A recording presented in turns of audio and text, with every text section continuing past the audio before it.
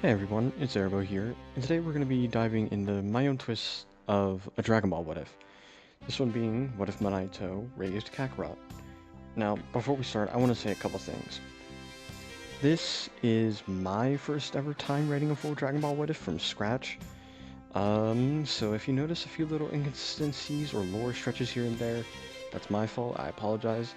I'm still learning how to make these flow smoothly and have the lore slash story make sense.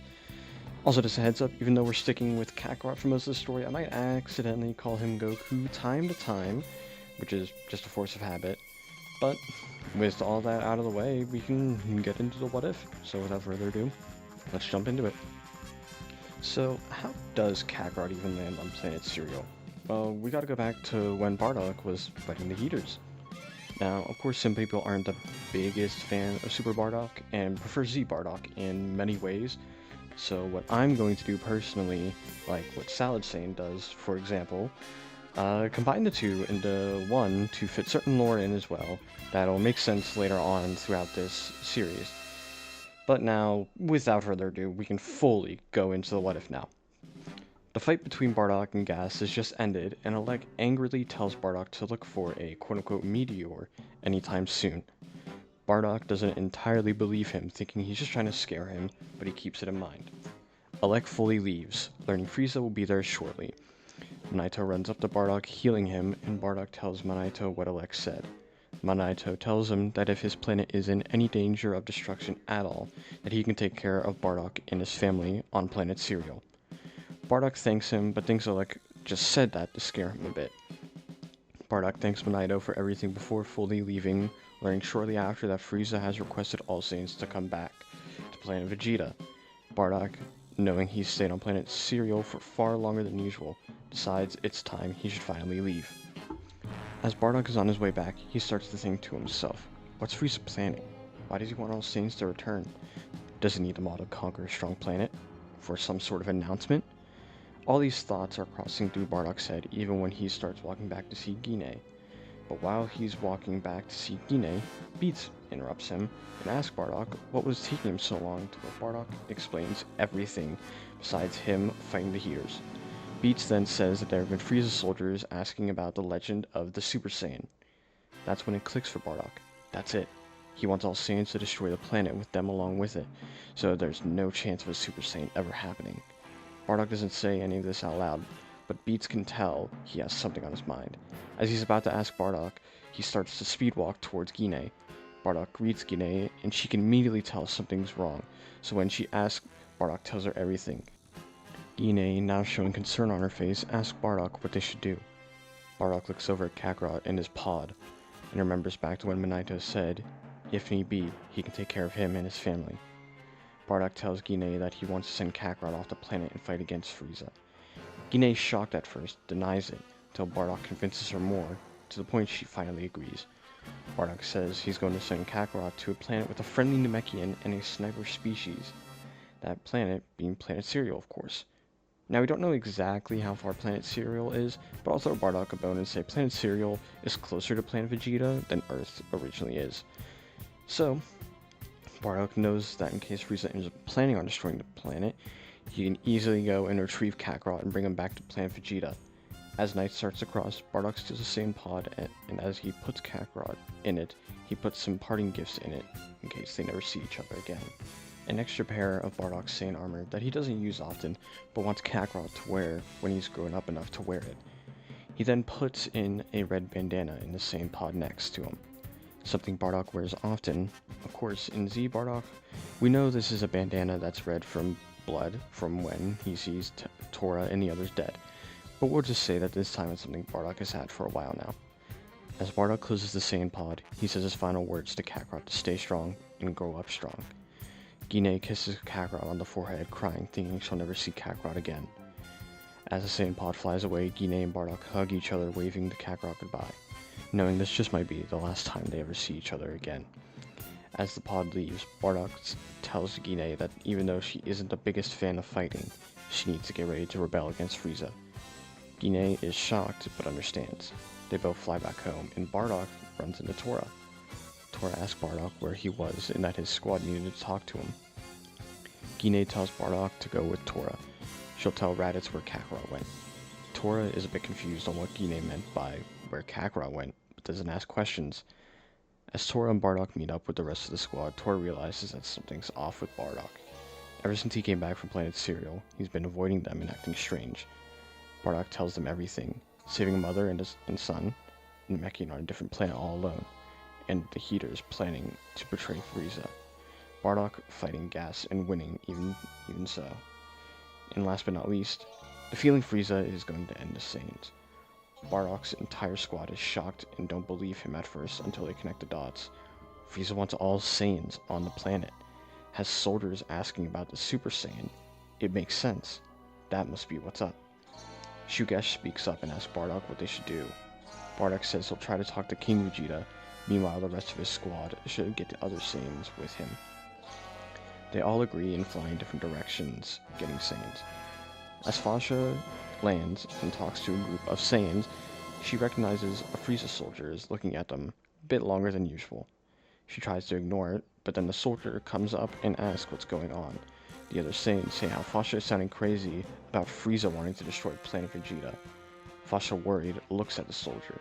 The soldier looks at her and tells her that Frieza just has a huge announcement to make. As the soldier walks away, Fasha is scared for her life. She flies off trying to find Bardock.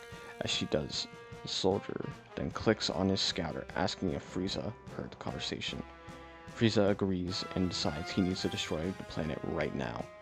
Forget having Vegeta and the other Saiyans that are with him on Planet Vegeta. He can use them for later. It's time to set the plan in motion.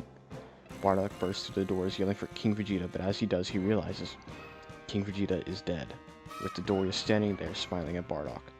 Dodoria claps for Bardock, congratulating him on finding out about Frieza wanting to kill all the Saiyans. Bardock does his best to fight Dodoria, but to no luck, he isn't strong enough. He's still not even fully healed from his fight with Gas, seeing that wasn't long ago. Dodoria, though, doesn't even kill him. He leaves him wanting to watch the destruction of his planet. As Bardock is on the ground, close to death, he says to Dodoria that death will come to Frieza eventually. Dodoria scoffs and says that his final words won't scare him. As Dodoria flies away, Bardock passes out. A few minutes pass by, but then he wakes up beside Borgos and Tora. Tora tells Bardock that Fasha and Shugesh are dead. Dodoria killed them, but luckily Tora and Borgos got away. Bardock tells them they need to fly to Frieza's ship and stop him, at no matter what cost. As they do, they see Frieza fly out of the ship in his pod. He looks at Bardock, taking note of how he looks. As he does, Bardock yells at Frieza, calling him a coward for killing the Saiyans. Aren't they useful for him? This ticks Frieza off a bit. Coward? No. What he's doing isn't cowardly at all. What he's doing is getting rid of a thorn on his side, that being the Saiyans. He's known ever since he was a kid and took over the Empire. The Saiyans never wanted to work with him, even his father. If the Saiyans were stronger, they would have quickly killed him. Frieza looks down at Bardock, charging a huge ki ball. As he launches it towards Planet Vegeta, Bardock, Tora, and Borgos try their best and shoot their own ki beams, but to no avail, they get nowhere. All it does is simply hold it back for only a few seconds. As the ball gets closer and closer, Bardock apologizes to the Saiyans. He couldn't do anything else. As he's absorbed, he gets a sudden image in his head. It's himself, with golden hair, and Frieza, but he looks different. Bardock then realizes that's not himself, that's Kakarot. Bardock smirks, knowing the fate of Frieza as he slowly is turned into dust, along with Planet Vegeta. Frieza, watching it all go down, returns to his ship to tell Vegeta and the remaining Saiyans that are with him to tell them that the planet was destroyed by a meteor. As Vegeta gets the message, so do the Heaters. The Heaters laugh, knowing that the Saiyan that defeated Gas is dead. Gas, standing there hearing the news, feels like something is off. He's upset. Upset he wasn't able to finish the job himself. Upset he wasn't able to kill Bardock. Gas promises to himself that if he sees any remaining Saiyans, he'll kill them with ease. He won't hold back anymore. Not against Saiyans. Time goes by on Planet Cereal. Granola doesn't know though exactly what fully happened, but is now working for the Heaters. The Heaters are luckily off planet at the time. Monaito is outside enjoying the view, when suddenly he hears something in the sky. He looks up and sees a Saiyan pod. Monaito thinks this is Bardock who's returned, but what would he be back for? there's only one pod. No way his family could all fit in one pod. As the same pod lands in the distance, Monaito realizes that that's towards where Granola is training. He goes on over to the same pod. As he reaches the same pod, he then sees Granola pointing a ki blast at Kakarot as he's still in the same pod scared. Monaito yells at Granola to stop and put down his ki blast. As Granola does, he yells back at Monaito wondering why. Saiyans are the reason he's the last of his species. Monaito then tells Granola to move to the side as he looks at the pod thinking it's Bardock, until he takes a closer look and sees someone who looks like Bardock, but smaller. Monaito, confused, opens the same pod with Granola on guard. Kakarot jumps out of the pod and jumps back a little bit scared. Now, of course, most low-class Saiyans look the same, so Monaito, even if he did know, might think he would be a different low-class warrior, but Monaito doesn't know that. So he asks if he has a father. Kakarot agrees, and Monaito then asks if his father went by the name Bardock. Kakarot agrees again, and it finally clicks for Monaito. Bardock's hunch was right. Something happened to Planet Vegeta, and the planet is no more. Monaito asks Kakarot if he knows what happened to where he says he doesn't. He was sent here by his parents to grow up and get strong. Monaito now comes to the conclusion that Bardock is most likely dead. Granola in the back yells at Monaito, just what the hell is going on? Where Monaito tells Granola about Bardock and how he was a good Saiyan who spared him and his mother's life. Granola then yells back, if he spared him and his mother, then how did his mother die? Monaito, realizing, oh crap, he needs to figure out a different kind of lie to make Granola believe it on the spot, and says that another Saiyan was on the planet who killed his mother, and Bardock fought and defeated the evil Saiyan. Granola buys it for now, but he takes it with a grain of salt. Granola, still not trusting Kakarot, slightly lowers his guard, but still has one at least, and looks at Kakarot still. Angry, not as angry as he was when he first saw him. Monaito says that Bardock must have sent Kakarot here to live and grow up. Monaito welcomes Kakarot to Planet Cereal, but realizes something. What if the heaters stop by again? What would happen if they saw Kakarot here? Would they kill him along with Monaito and Granola, seeing how Kakarot looks exactly like Bardock? Monaito then decides that he's going to have to hide Kakarot for a long time until either the heaters stop coming back to Planet Cereal, they die, or Granola stops working for them. Monaito then starts walking back home, telling Kakarot and Granola to follow him. As they follow, Granola keeps giving Kakarot a menacing stare. Monaito can feel the tension, asking if Granola has anything to say, to where Granola then says he wants to fight Kakarot. Monaito turns back and is about to tell him no, but as soon as he's about to, Kakarot agrees and says that if he wins, Granola needs to accept the fact that he's living here now until further notice. Granola begrudgingly agrees to those terms, and they both run off to find a more open area to fight. Monaito, slightly annoyed, follows behind them and catches up to them, but as he catches them mid-fight already.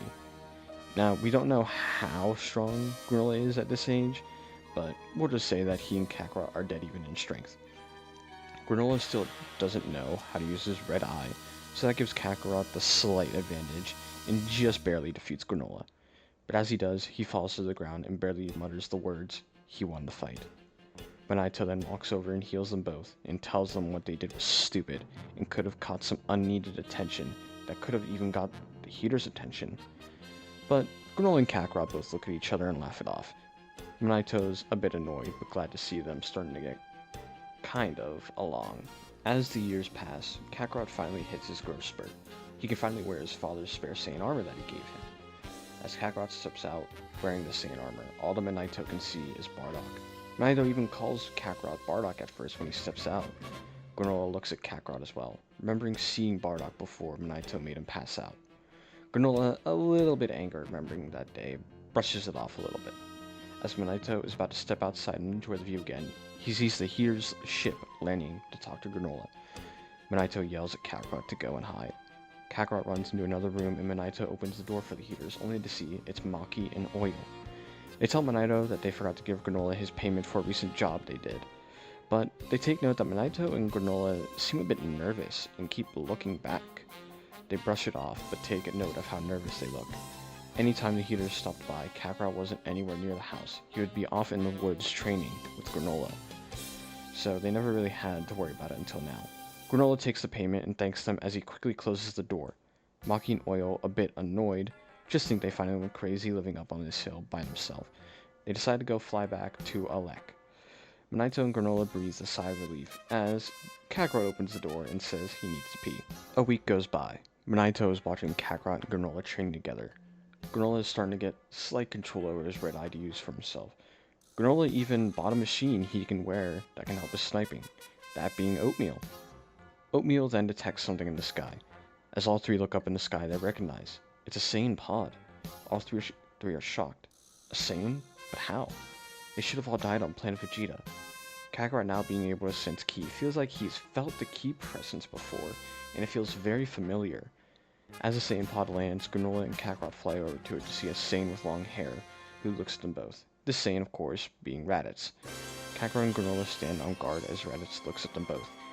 He looks over at Kakarot and tells him that it's nice to see his brother again. Kakarot and Granola are shocked, and Kakarot even denies it at first, until he remembers a slight memory of seeing Raditz looking at him when Kakarot was still in the pod on Planet Vegeta. Kakarot asks Raditz what he's doing here, and Raditz says he's here to take Kakarot the easy way or the hard way to help them and the other Saiyans out.